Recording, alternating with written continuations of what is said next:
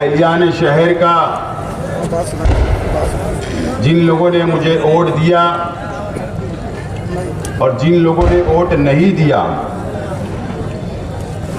ऐसे तमाम ही एलियान शहर का मैं शुक्रिया अदा करता हूं और तमाम ही हमारे कार्यकर्ताओं का, जिम्मेदारान का, मुकर्रिर हजरात का भी शुक्रिया अदा करता हूं कि आप लोगों ने मेहनत की, जद्दोजहद की, इलेक्शन को आप लोगों ने बेहतरीन अंदाज में आप लोगों ने लड़ा और अल्लाह का करम है कि 1 लाख तकरीबन 10,000 वोट हम लोगों को मिली और ये आप लोगों की मेहनत का नतीजा है, कार्यकर्ताओं की मेहनत का नतीजा है और मैं ये पूरा क्रेडिट मेरे तमाम ही कार्यकर्ताओं को देता हूं। और साथ ही साथ वो तमाम ही मासूम बच्चों को भी मैं क्रेडिट देता हूं। यकीन जानो, जो माहौल इलेक्शन का हमारे हक में बनाने का जो सबसे बड़ा हिस्सा किसी का है तो वो शहर के मासूम बच्चों का भी है। मैं उन लोगों को भी इसका क्रेडिट देता हूं। नतीजा आ गया, 163 वोट से हम लोग इलेक्शन हार गए। मैंने कहा था कि हम लोग इलेक्शन हारे हैं, हिम्मत नहीं हारे। हम लोग इलेक्शन हारे हैं, हिम्मत नहीं हारे। दोस्तों, अगर आप लोग ये इलेक्शन का अगर आप लोग जायजा लेंगे, भैया खामोश बैठ जाओ यार, एजेंट को निकाल दो। तो क्या रे,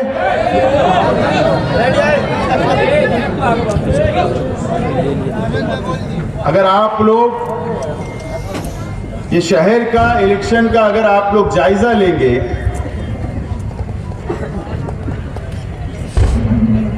और अगर आप लोग नतीजे पे पहुंचेंगे तो आप लोग यकीनन अल्लाह ताला का शुक्र अदा करेंगे कि जिस तरीके से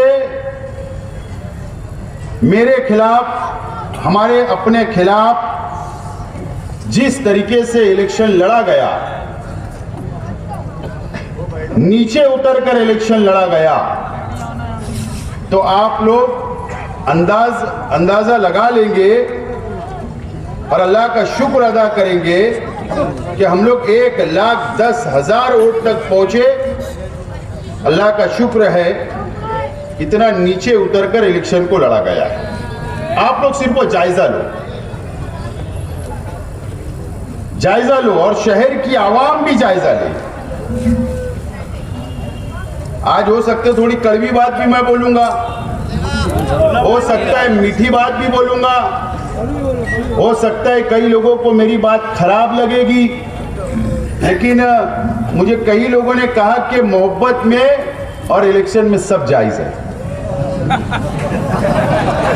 बराबर है ना? मोहब्बत में और इलेक्शन में सब जायज है। इलेक्शन के वोटिंग के 2 दिन पहले कई वीडियो ऑडियो वायरल हुई तो मोहब्बत वाली थी, लोगों ने उसको भी माना नहीं, तो इसका मतलब मोहब्बत में और जंग में सब जायज है। छोले की चटनी ठीक है, अभी और एक टाइम वायरल होकर देंगे, काहे टेंशन ले, जब लोग भूल गए होंगे।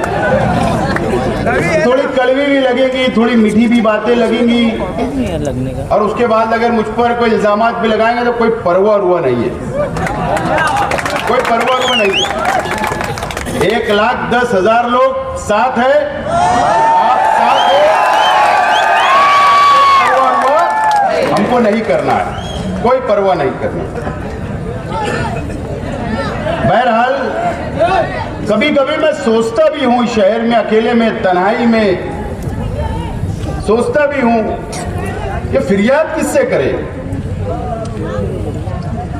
शिकायत किससे करे।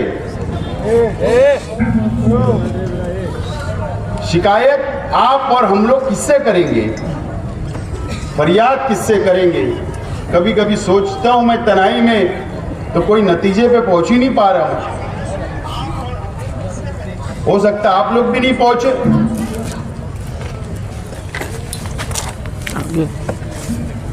सच्चाई है, आप लोग पूरा जायजा लो इस इलेक्शन का, पूरा जायजा लो। मैं कोई मेरी भड़ास नहीं निकाल रहा, मुझे हर बिरादरी, हर मसलक, हर तबका, हर इलाका, हर गरीब, हर मजदूर, सब लोगों ने वोट दिया, उनसे कोई शिकायत नहीं है, कोई शिकायत नहीं है। लेकिन आप जायजा लेंगे तो आप लोग भी ये सोचेंगे कि सही बात है यार, हमने फरियाद किससे करना। मैंने तो सुना है कि उल्मा के पीछे चलो, उल्मा की बातों को मानो, उनके फैसलों को मानो। तकरीरें तो बहुत हुई, लेकिन अगर कोई आलिम हमारे मुखालिफ है और वो अगर ऐसी गिरी हुई हरकत अगर कर रहा है तो फिर फरियाद हमने कहां लेकर जाना। अगर उसके बारे में भी कोई फतवा होगा तो हमें दे दो, ताकि हमको आइंदा उसके ऊपर चलने के लिए काम आएगा, काम आएगा। अब अगर सुन्नी कोई मुफ्ती का फतवा लूंगा तो देवबंदी बोलेगा मैं नहीं मान रहा। अगर देवबंदी मुफ्ती का फतवा लूंगा तो सुन्नी भाई बोलेंगे हम नहीं मानेंगे। तो ये मसला खड़ा हो जाएगा। बहरहाल आप लोग अंदाजा लगाओ, इलेक्शन डिक्लेयर हुआ,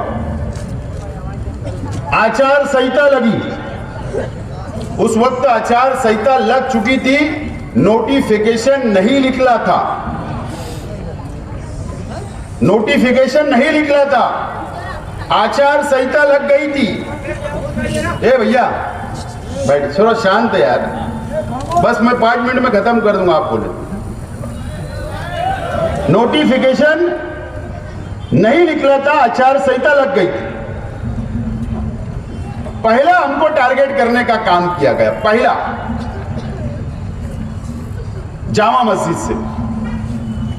मैं आपको याद दिला रहा हूं क्योंकि आम वर्करों को, आम शहर की आवाम को, आप लोग इलेक्शन में इतने बिजी थे, आप लोग काम में लगे हुए थे, शायद आपकी नजर वहां तक नहीं गई।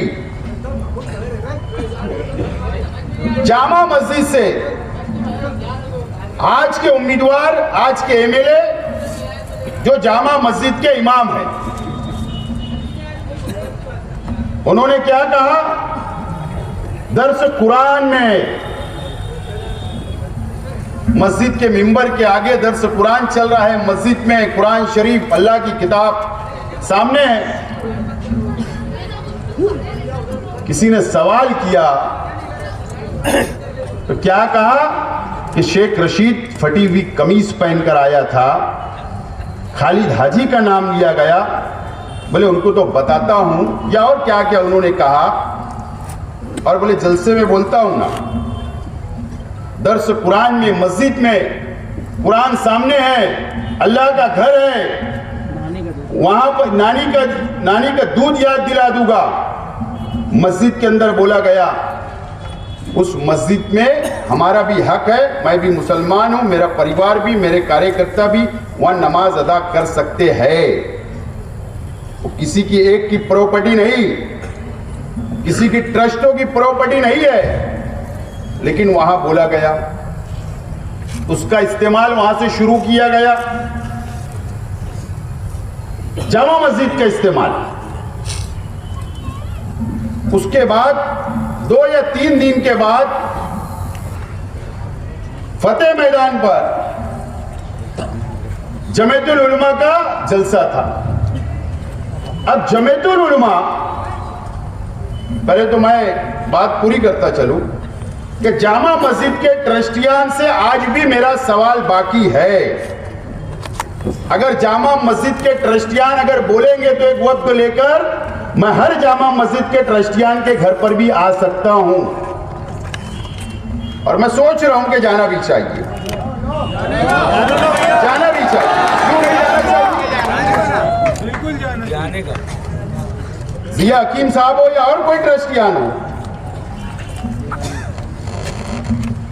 मैं सोच रहा हूं जाना चाहिए कि भाई जवाब हमको तो दो। मेरे वालिद मरहूम का नाम लिया गया, नानी का दूध याद दिलाया गया जामा मस्जिद के मेंबर से, या तो जामा मस्जिद के ट्रस्टियान ने साफ तौर पर मुझको मेरे परिवार को लिख कर दे देना कि आपके परिवार का यहां पर कोई सदस्य आ नहीं सकता, ये जामा मस्जिद हमारी प्रॉपर्टी है, ये हमारी मिल्कियत है, तुम्हारी खानदान का तुम्हारे वर्कर इस जामा मस्जिद में नहीं आ सकते, या तुम्हारा अपना हक नहीं है, ये मुझे लेखी में दे देना, मैं नहीं आऊंगा, मैं नहीं आऊंगा, ये दे दो। लेकिन जामा मस्जिद का इस्तेमाल किया गया। ये इलेक्शन की शुरुआत बता रहा हूं मैं। उसके बाद फतेह मैदान के अंदर जलसा लिया गया जमीयतुल उलमा हिंद के नाम से, मदनी रोड, वहां पर जो बोलना था मेरे परिवार के बारे में या मेरे बारे में, ये खालिद हाजी के बारे में जो भड़ास निकालना था सब भड़ास निकाली गई। वो भी इलेक्शन का एक स्टैंड था, एक वातावरण बनाने का काम था। वहां पर मालिक बकरा, ऐसा ही बोलते हैं, मैं किसी बुजुर्गों का नाम ऐसा नहीं लेता हूं, उनको सब हक है, वो कम ज्यादा बोल देवे, जबान खराब इस्तेमाल करें, उनको हक है, हमको नहीं। अच्छा, बकरा साड़ी क्यों? सिक्का था, मालिक सेठ बकरा। उन्होंने क्या कहा कि जमीयतुल उलमा के 1 लाख मेंबर है हमारे मालेगांव में, 1 लाख मेंबर है। बोले इतनी ओढ़ दो मुफ्ती इस्माइल को कि शेख आसिफ बहा जाए, बह जाए, इतनी ओढ़ दो। मुझे बताओ, जमीयतुल उलमा से भी मेरा सवाल है कि जमीयतुल उलमा ये डिक्लेयर कर दे कि शेख आसिफ के मानने वाले उनके वोटरों से हमको चंदा नहीं चाहिए।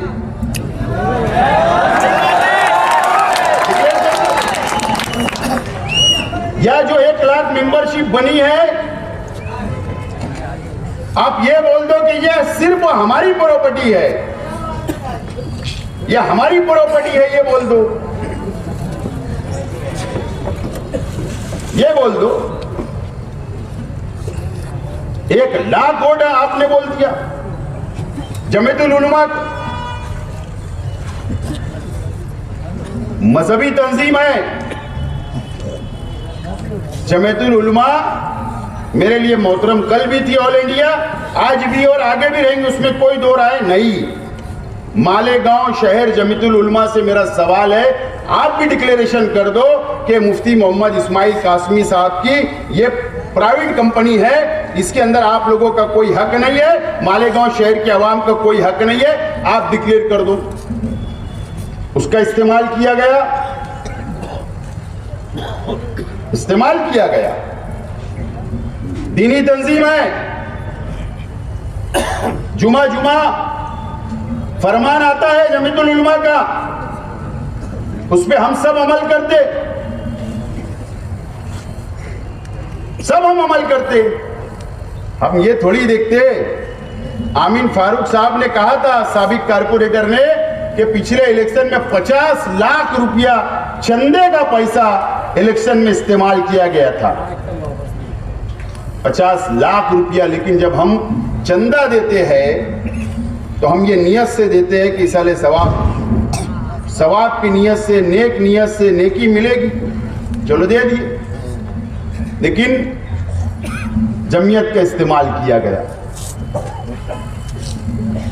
मुझे बताइए, आप हिंदुस्तान के अंदर कहीं भी, पूरे हिंदुस्तान के अंदर एक ऐसी कोई मुझे मिसाल लाकर बता देवे कि जमीयतुल उलमा ने किसी कैंडिडेट की हिमायत की, ये बता दो। दस्तूर में होगा तो ये बता दो, दस्तूर में होगा तो ये बता दो। मालेगांव शहर जमीयतुल उलमा मदनी रोड ने, अखबार के अंदर खबर है कि मालेगांव शहर जमीयतुल उलमा मुफ्ती मोहम्मद इस्माइल कासमी को हिमायत देती है इलेक्शन में उम्मीदवारी के लिए। गैर दस्तूरी काम है, ये बता दो। उसका इस्तेमाल किया गया, उसका इस्तेमाल किया गया, दीनी तंजीम का इस्तेमाल हुआ। उसके बाद हमारे पास सब वीडियो है।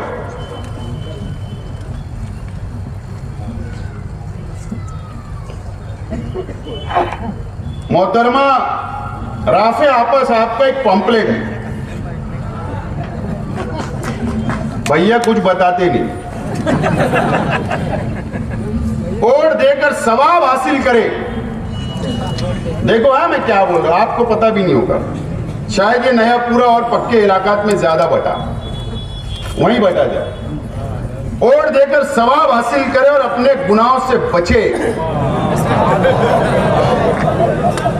ये पॉम्पलेट है मेरे पास।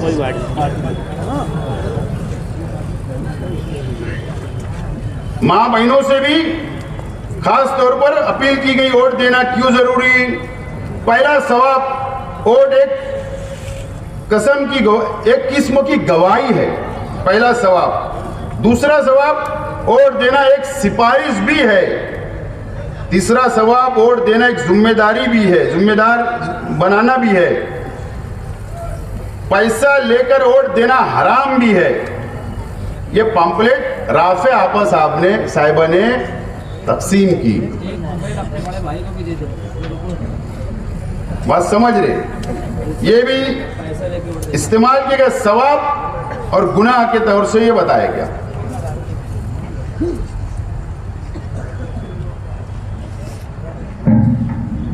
उसके बाद क्या हुआ,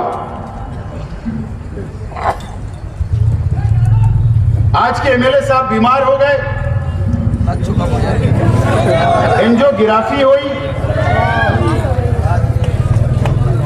उसके बाद शहर में मां बहनों को जमा करके दुआए मजलिस की गई। आज के एमएलए साहब की लड़की का वीडियो और ऑडियो दोनों हमारे पास मौजूद है, किला खंदक का। दुआ करते करते लास्ट में खड़े रह के तकरीर, वोट देने की अपील की गई, वोट देने की अपील की गई। ये मजहब का सारा लिया गया।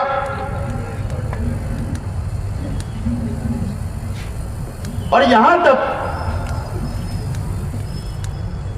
कि यजीद बताया गया मुझको, यानी ये लड़ाई सियासी है या मजहबी है। असदुद्दीन अवैसी साहब, आप मुझको सर्टिफिकेट दोगे या मजलिस वाले मुझे सर्टिफिकेट देंगे मैं मुसलमान हूं या यजीद हूं? मुझे यजीद बोला गया रौनकाबाद के जलसे में। अवैसी साहब ने इस तरीके का इस्तेमाल किया गया, इस तरीके का इस्तेमाल किया गया। वोटिंग के दिन दो चार मस्जिद है शहर की, मैं नाम नहीं बोलूंगा ना तो तनाजा ना हो जाए मेरे अपने वर्करों में और उन लोगों में, क्योंकि अल्लाह का घर है, उनको एहतराम नहीं हमको एहतराम करना है। वोटिंग के दिन वहां से बैठकर बोगस वोटिंग कराई जा रही है, बोगस वोटिंग मस्जिद के अंदर से। वहां से वोटरों को स्लिप लेकर, कार्ड लेकर भेजा जा रहा था। यह इस्तेमाल किया गया। आखिरी हफ्ते में जुमा के दिन बयानात करवाए गए मसाजिद में, खुसूसी तौर पर इसका इस्तेमाल किया गया। यह सब हुआ मजहबी शहर के अंदर एक शख्स को एमएलए बनाने के लिए, एक शख्स को एमएलए बनाने के लिए ये सब किया गया इस शहर के अंदर। मौलाना सज्जाद नुमानी साहब हमारे बुजुर्ग आलिम दीन हैं, हमको उनका एहतराम है।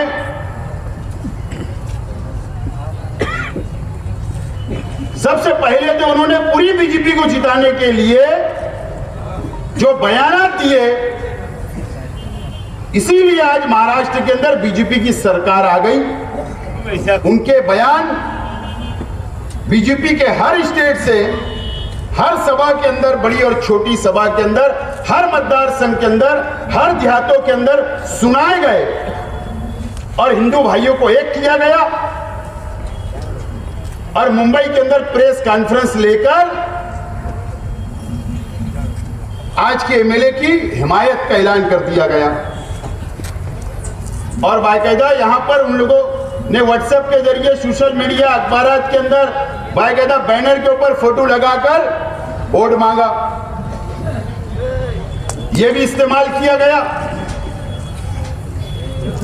और मैं नाम लेना चाहता हूं, चाहे मुझसे नाराज क्यों ना हो, चाहे मुझसे कोई नाराज हो ना हो, मुझे कोई परवाह हुआ नहीं है, क्योंकि ये जो वोट मुझे मिली ना, तो आप लोगों के भरोसे, मेरे कार्यकर्ताओं के भरोसे, उन लोगों के भरोसे नहीं मिली। इसलिए मुझे कोई डरना होना नहीं है। आज मैं बड़ी मालेगांव स्कूल के मैनेजमेंट से मेरा सवाल है, बड़ी मालेगांव स्कूल के मैनेजमेंट से मेरा सवाल है कि अगर आपकी स्कूल के अंदर अगर बच्चों को पढ़ाई के लिए एडमिशन करवाया जाता, चाहे शहर के कोई भी वालिदैन अगर अपने बच्चों को वहां एडमिशन करवाते तो अच्छी तालीम के लिए करवाते, अच्छी तालीम मिले, अच्छी तरबियत मिले, बड़े छोटे का अदब करे, पढ़ लिख कर कुछ बने। आपकी बड़ी मालेगांव स्कूल के मैनेजमेंट से मेरा सवाल है, आपके स्कूल के टीचरों ने पेरेंट्स के व्हाट्सएप ग्रुप पर आज के एमएलए के लिए वोट मांगी गई, इसका जवाब कौन देगा? कौन जवाब देगा? यह बोला गया, न तो मैं लाकर सामने खड़ा कर दूंगा। बच्चों को बोला गया कि मुफ्ती इस्माइल को वोट देने का बोलना घर में जाके तुम्हारी माँ बाप को।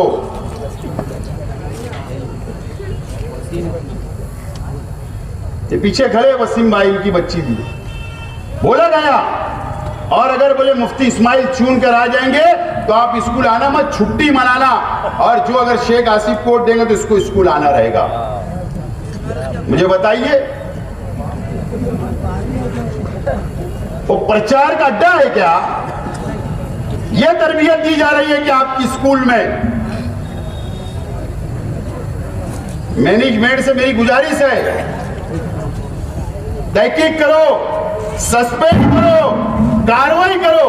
अगर आप कार्रवाई नहीं करोगे तो बाहालत मजबूरी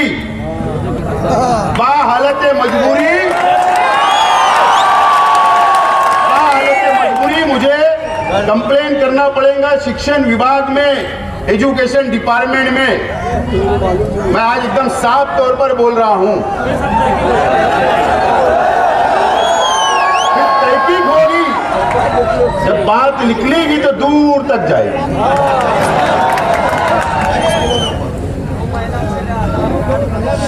और अभी मैं सब स्कूलों को लेटर भेजने वाला हूं। तुम 3-4 महीना पहले, 6 महीना पहले बच्चों से आधार कार्ड,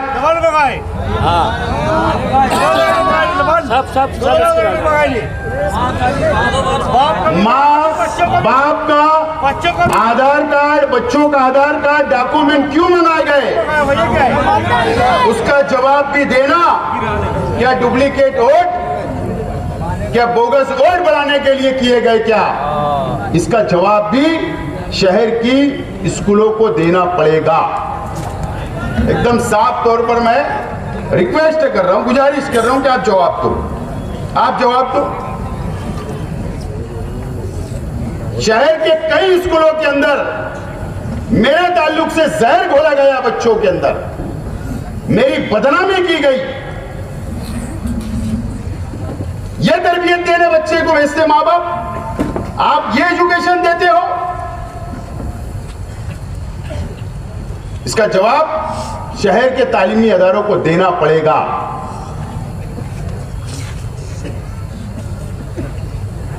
माफी के साथ बोल रहा हूं, देना पड़ेगा।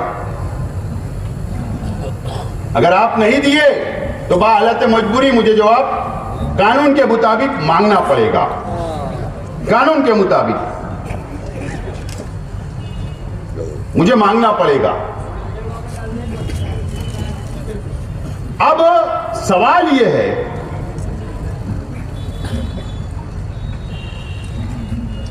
पोलिंग के दिन टेबल लगाकर शहर के कई इमाम,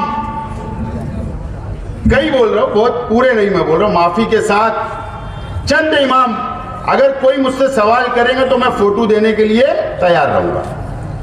गमछा डालकर, पॉम्पलेट स्लिप हाथ में लेकर पॉम्पलेट तकसीम करते हुए, यह करते हुए प्रचार करें, ठीक है, उनका जमहूरी हक है, मैं मानता हूं। हर इंसान को अपना जमहूरी हक है, रोड के ऊपर, रास्ते के ऊपर निकलकर वो वोट मांग सकते, किसी लीडर के साथ में प्रचार कर सकते, हिमायत कर सकते। लेकिन मेरा सवाल है, अगर फिर वही इमाम अगर मस्जिद में नमाज पढ़ाए और अगर एक आध आदमी को अगर इतराज हो जाए और अगर उसने आवाज उठाई, तो फिर जाहिर सी बात है ना कि वही इमाम के पीछे नमाज पढ़ी जाती जिससे दिल मुतमईन हो। ऐसे है ना हाफिज साहब? अगर कोई दूसरा कुछ होगा बताओ, मेरी बात वापस ले लूंगा। कई लोग हुआ, कई लोग हुआ।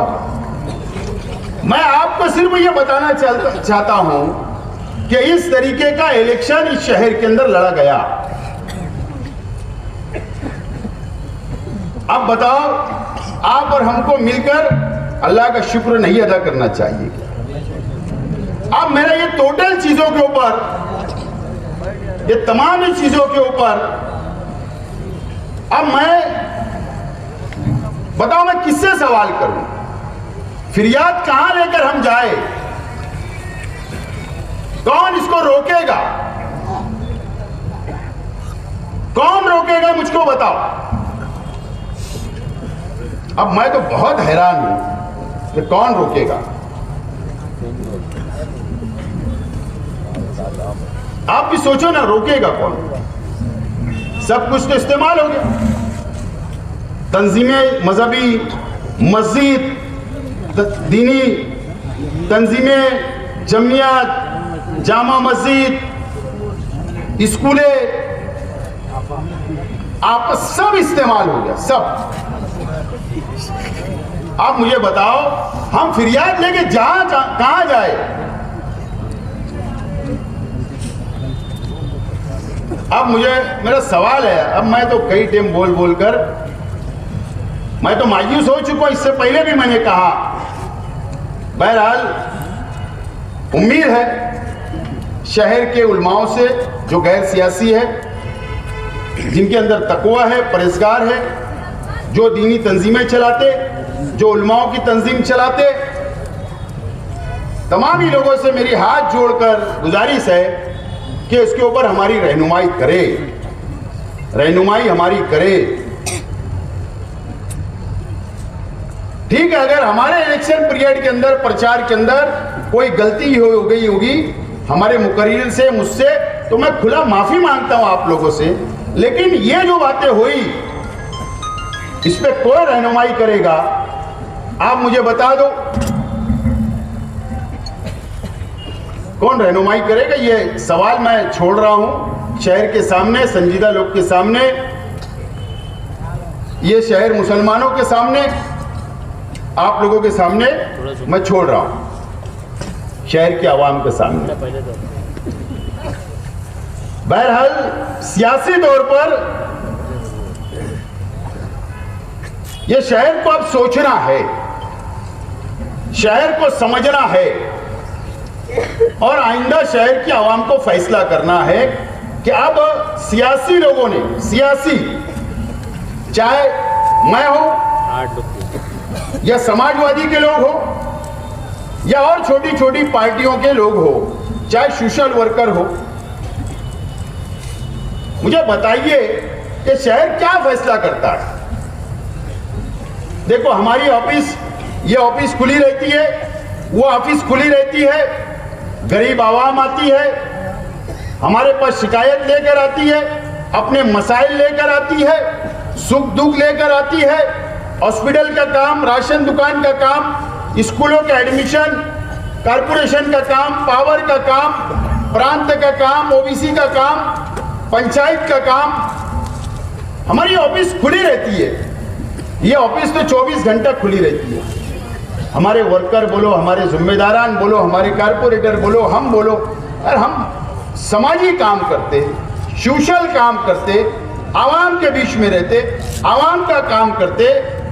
बस हमको यही उम्मीद होती है कि इलेक्शन आएगा तो हमको उसका फल मिलेगा, आवाम हमारे साथ खड़े रहेगी, यही उम्मीद रहती है। ना आवाम से फीस मांगते, ना आवाम से पैसा मांगते, गरीबों का काम करते, सोशल काम करते। और इसी तरीके से समाजवादी का भी मैं समझता हूँ सिर्फ 2 पार्टियां हैं शहर में, एक हमारी और एक समाजवादी पार्टी, जो आवामी काम में लगी रहती है, आवाम का सुख दुख जानती है, आवाम के मसाइल हल करती है।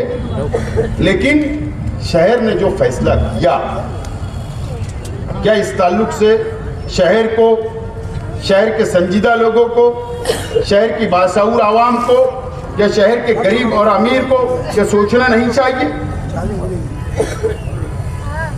कि ऐसे शख्सों को वोट दे दी, ना उनका ऑफिस है वो, ना वो राशन कार्ड बनाते, ना किसी का काम नहीं करते, किसी का गरीब का काम नहीं, कोई हॉस्पिटल का काम नहीं, कुछ नहीं, उसके बाद आवाम उनको वोट दे देती। किस बुनियाद पर, किस बुनियाद पर वोट आवाम ने दी, किस बुनियाद पर, मुझे बताइए किस बुनियाद पर। कुछ तो एक मजबूत दलील होना चाहिए। ठीक है, जमहूरी मुल्क है, सबको अपना उम्मीदवार चॉइस करने का, चुनने का पूरा अधिकार है, इसके अंदर कोई दो राय नहीं। लेकिन एक सोच तो हमारी होना चाहिए शहर के ताल्लुक से, शहर के ताल्लुक से एक सोच होना चाहिए, एक समझ होना चाहिए। उसके बावजूद भी ये हुआ। बहरहाल आवाम को सोचना चाहिए। शहर के बुनकर भाइयों से मुझे शिकायत है,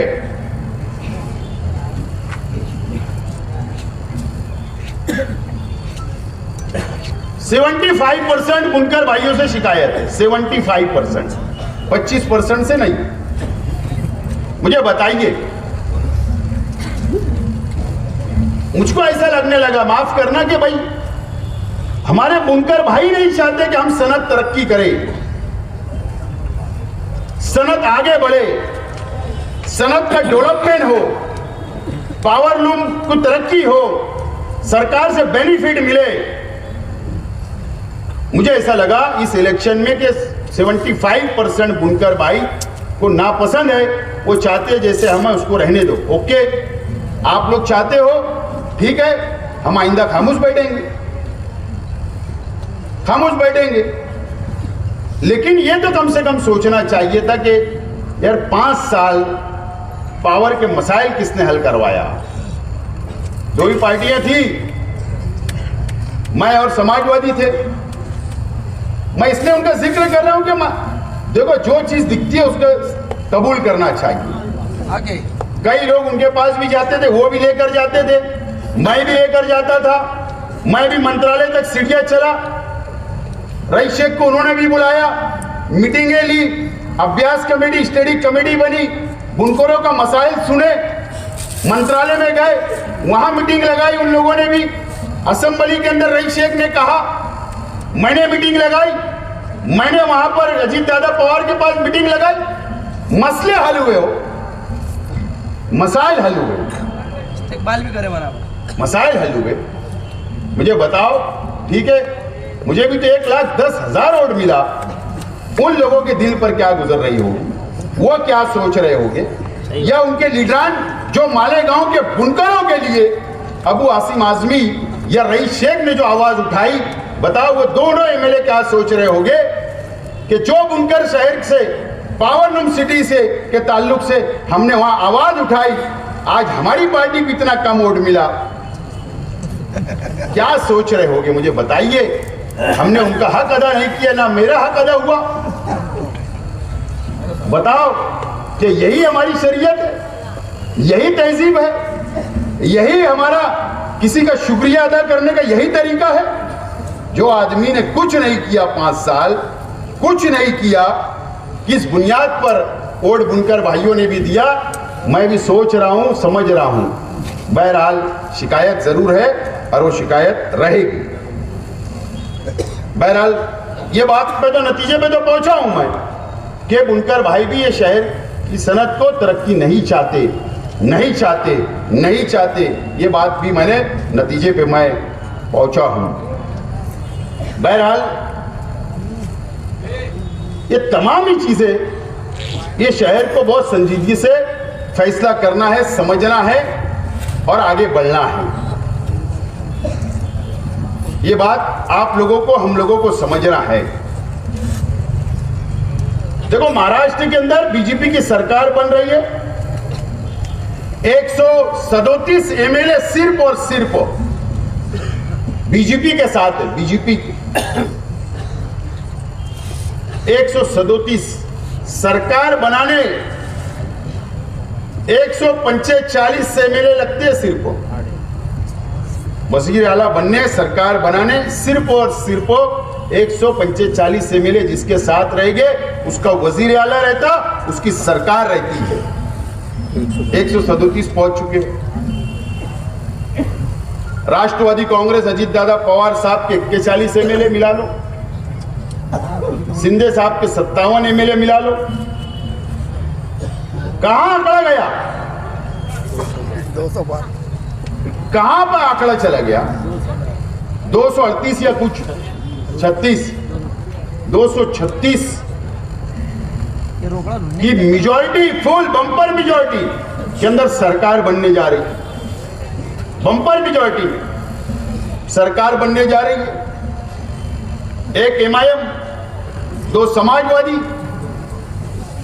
कांग्रेस के 3, कांग्रेस के कुछ 10 या 12 है, 16,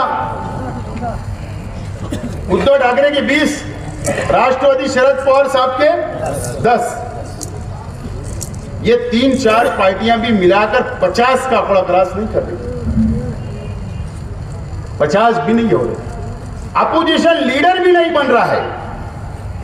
5 साल अपोजिशन लीडर नहीं रहेगा महाराष्ट्र के अंदर। जो आवाज उठाए, आवाज, बिना अपोजिशन लीडर की सरकार बनने जा रही है, बिना अपोजिशन लीडर की। यह क्यों हुआ, यह आप लोगों को समझना है, महाराष्ट्र के मुसलमानों को समझना है, इस शहर के मुसलमानों को समझना है। इस तरीके की सरकार आ रही है। अब नुमाइंदगी कौन करेगा? तामीरी काम कौन करेगा? कौन तामीरी काम करेगा? ये शहर को और महाराष्ट्र के मुसलमानों को सोचने का वक्त आ गया है। बहरहाल मैंने सुना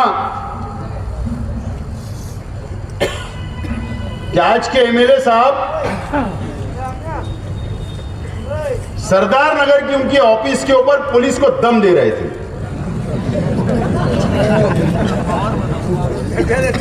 दम दे रहे थे, दम, धमकी,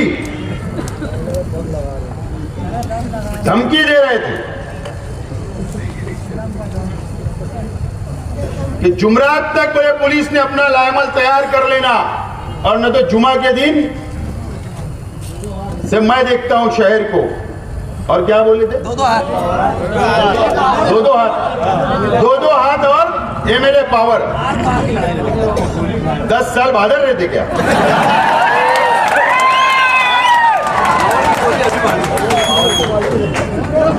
बोले एमएलए पावर बताता। गए ना, कल जुमरात खत्म हो गया, आज जुमा था। भूल गए। पुलिस को धमकी देना, मुझको और मेरे वर्करों को याद रखना, तुम्हारी धमकी से डरने वाले नहीं है। तुम्हारी धमकी से डरने वाले नहीं है।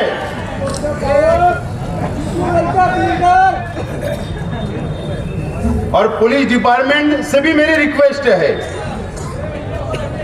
कि इनके लोग जो फैक्ट डुप्लीकेट वारदातें करते हैं, जो जाफर नगर के अंदर इन्होंने किया था, मैं पुलिस से रिक्वेस्ट करता हूं कि वो प्रेस कॉन्फ्रेंस देकर आवाम के सामने लाए कि उस शख्स को किसने उठाकर लेकर गया था, और वाजे करें शहर की आवाम के सामने कि वो फैक्ट था कि सच्चाई उसके अंदर थी, या आवाम के सामने वाजे करे। पुलिस डिपार्टमेंट से मेरी रिक्वेस्ट है कि नदीम फीडर का जो मामला हुआ फायरिंग का, पुलिस उसकी इंक्वायरी करे, डीप तक तहकीक करे, और मुझको शक है वो भी फैक्ट है, आवाम के सामने ये बात भी लाई जाए, आवाम के सामने ये बात भी लाई जाए। और आज के एमएलए साहब से बोलना चाहता हूं, अच्छाई और बुराई की बात करते हो।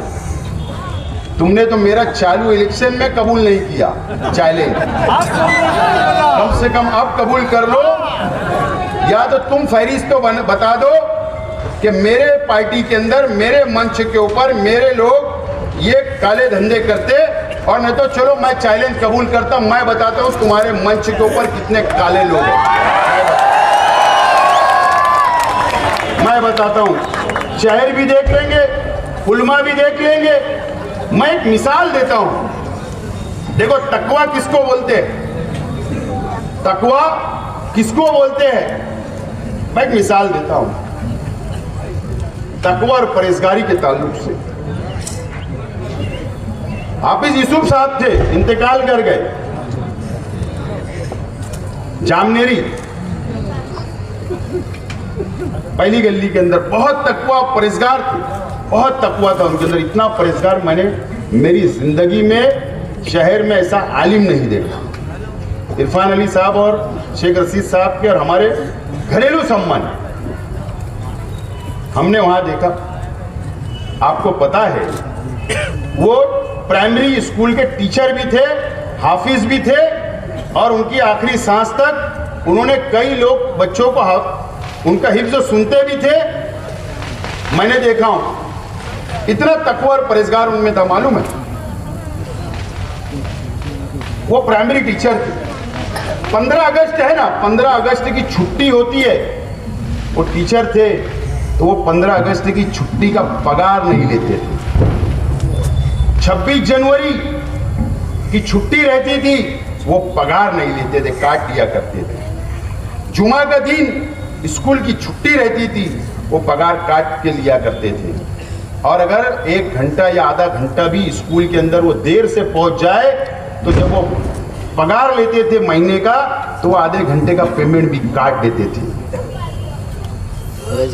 बताओ मुझे, कोई है ऐसा तकवा परहेजगार? मुझे बताओ। मैंने देखा हूं कि वो कहीं पर भी जाते थे मेहमान के तौर पर, तो बड़ी मुश्किल से वो सिर्फ पानी पिया करते थे। मैंने कई जगह पर देखा, कई शादियों में भी मैंने देखा। इतना तकवा और परहेजगार, उसको बोलते तकवा और परहेजगारी। खाली घंटा लेके जा रहे गाड़ी के। और अच्छाई और बुराई की आप बात करोगे? अरे मैं तो आज बोलता हूं, कुछ वीडियो ऑडियो वायरल हुई थी ना, छोले की चटनी और कौन सी ऑडियो हुई थी ना, यकीन जानो मैं और एक ऑडियो कर सकता हूं, लेकिन मालूम है मैं मीडिया के सामने बोल रहा हूं। मैं आज शहर के सब आलिमों से बोलना चाहता हूं, सब दीनी तंजीमों से बोलना चाहता हूं। अल्लाह का करम है, मेरा अल्लाह गवाह है। अगर मैं वो ऑडियो रिकॉर्ड की अगर वायरल कर दिया ना, तो तबलीगी जमात के एक जिम्मेदार की फैमिली का उसके अंदर नाम आ जाएगा, उनकी बेइज्जती हो जाएगी। सिर्फ इसके लिए नहीं कर रहा हूं, न तो मैं कपड़े उतार सकता हूं, कपड़ा उतार सकता हूं, लेकिन इसके लिए कि आलिमों की इज्जत नहीं जाना, तबलीगी जमात की किसी की इज्जत नहीं जाना, ये मैं एहतराम करता हूं। अगर मेरे को इलेक्शन जीतना रहता तो मैं वो ऑडियो उस वक्त भी वायरल कर सकता था और किसी को नंगा कर सकता था, मैंने इसलिए नहीं किया। क्या बात करते हो आप? अच्छाई और बुराई की बात, किसी की मां बेटी से ऐसी बात करोगे?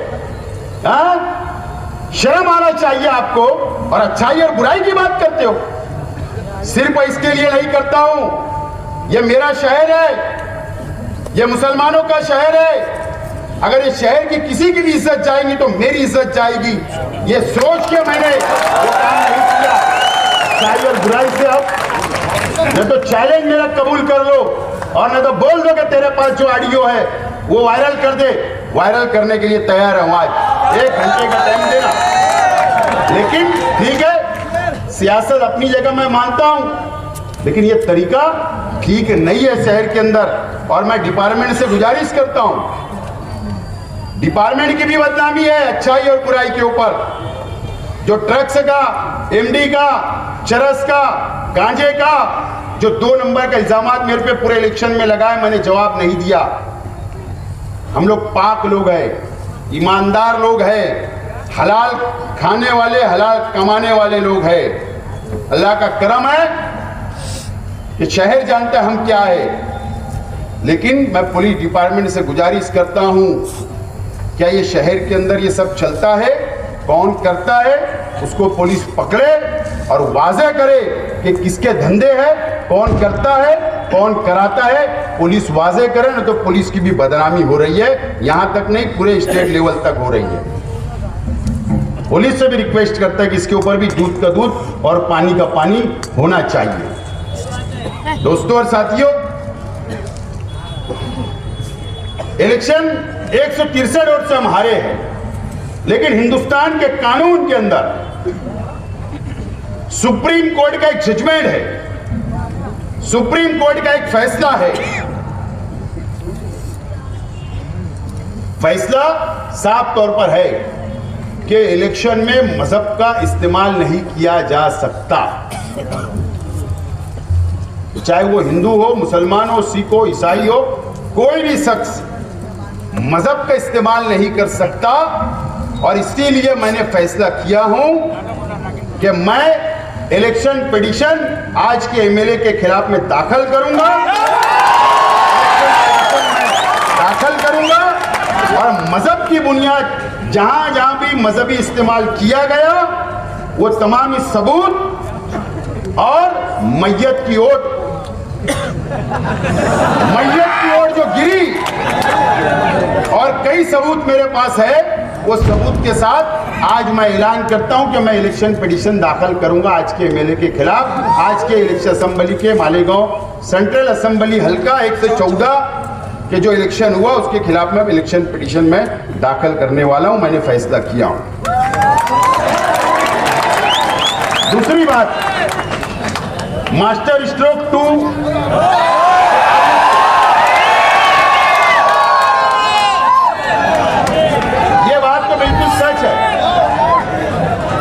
क्या ऐसा है कि अब सामने से भी 2-2 हाथ करने वाली बात आ रही है, 2-2 हाथ करने वाली बात हो रही है।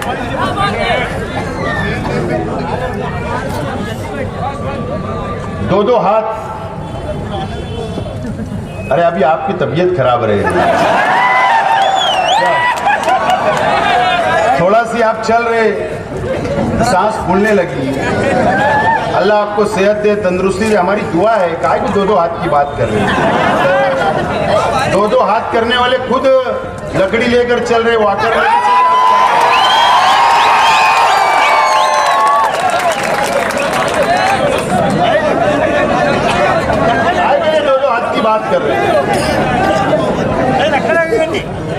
उस रास्ते पे नहीं जाना चाहते,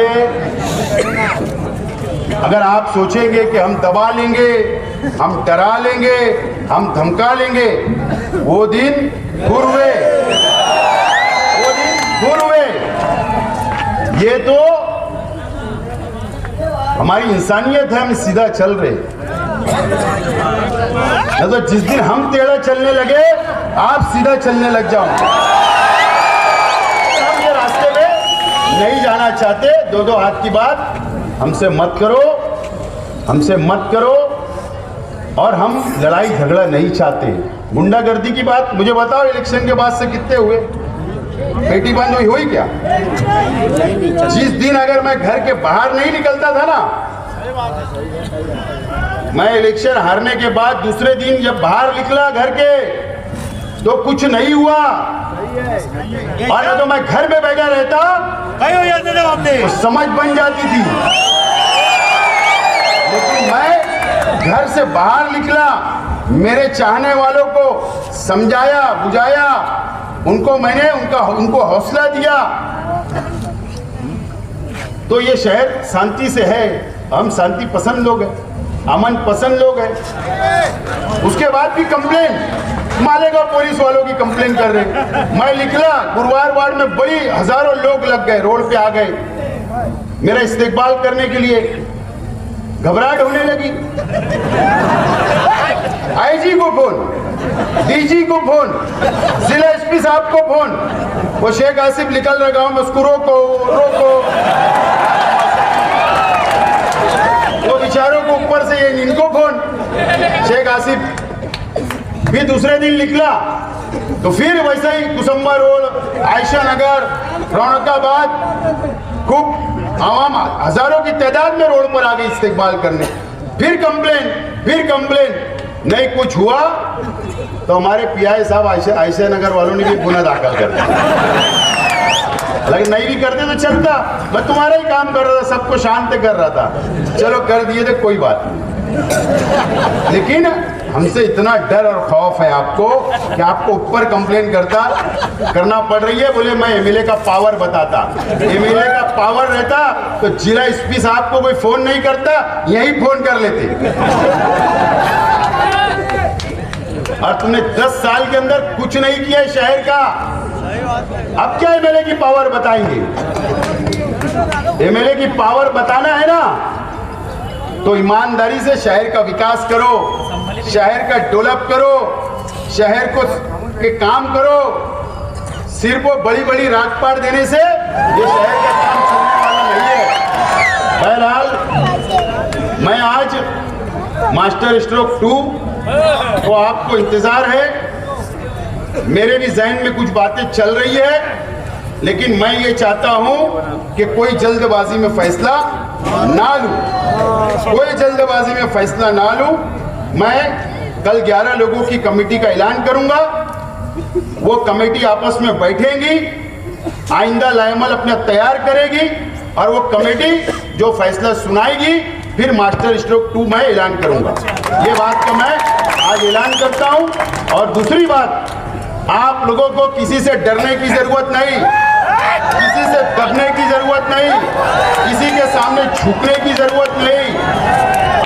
आप लोग जाबाज लोग हैं और मैं आपका भाई हूं, मैं आपका भाई हूं, आपके साथ हूं। आप सिर्फ साथ रहो, इंशाअल्लाह